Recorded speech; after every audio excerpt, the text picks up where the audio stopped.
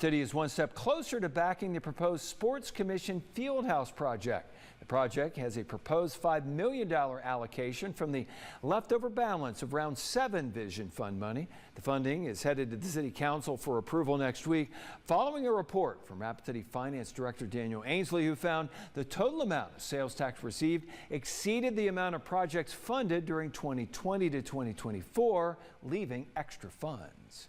Everything from the increased construction to the increased tourism has really led to overall collection much higher than what was anticipated. And they were particularly interested in the Sports Fieldhouse. If there was more money available, they wanted to be able to have that be funded. The funding now heads to the full City Council on Monday for approval.